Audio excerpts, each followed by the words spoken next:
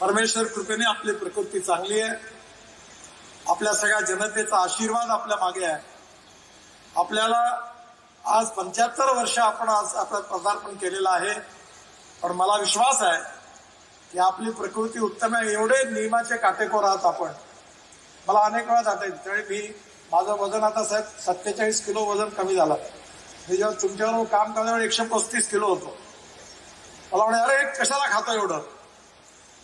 म्हणजे दरवेळेला सगळ्या बाबतीमध्ये योग्य मार्गदर्शन देणार. माझा पाय तुटला, ऍक्सिडेंट झाला, स्वतः नागपूरला आले आणि मला न सांगता लगेच डॉक्टर संजयजींना पुण्यात फोन केला. त्यानंतर नागपूरला जा आणि नितीनचा पाय तुटलेला आहे, काळजी घ्या, त्याचं ऑपरेशन करायचं, काय करते बघा.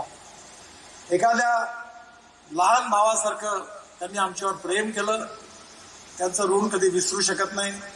आपल्या सगळ्यांचे आशीर्वाद, आपल्या सगळ्यांच्या शुभेच्छा, आमच्या सगळ्यांच्या शुभेच्छा त्यांच्या मागे आहे.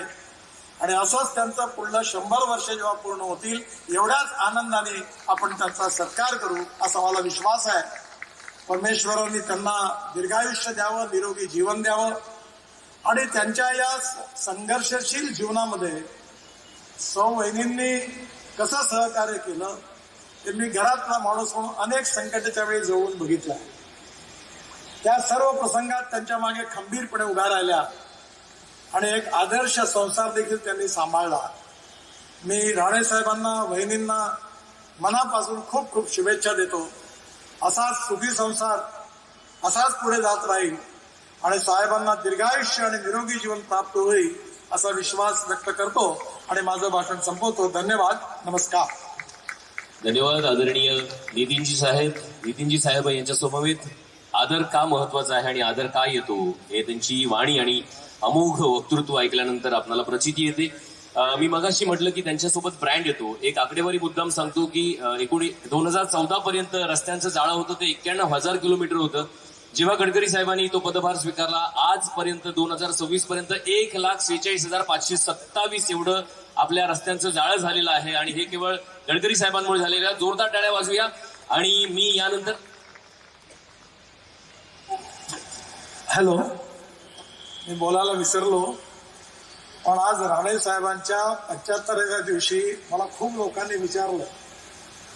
पण या कार्यक्रमात राजकारण किंवा अन्य काही बोलणं बरोबर नाही म्हणून मी बोललो नाही.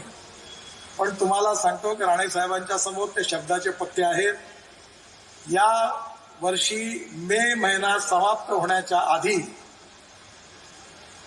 मुंबई गोवा मार्ग पूर्ण होईल आणि या पावसाळ्यात तुम्हाला त्रास होणार नाही असं राणे साहेब वारंवार मला सांगतात.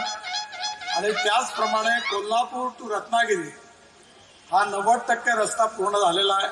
आता एक टनेल पण बांधणार आहोत आम्ही आणि हा पण रस्ता जवळपास मे महिन्याच्या आधी पूर्ण करण्याचा पूर्ण प्रयत्न करू असा विश्वास आज राणे साहेबांच्या समोर शब्द देतोय. तसे मी राणे साहेबांकडून शिकलो आहे की खोटं बोलत नाही राजकारणात.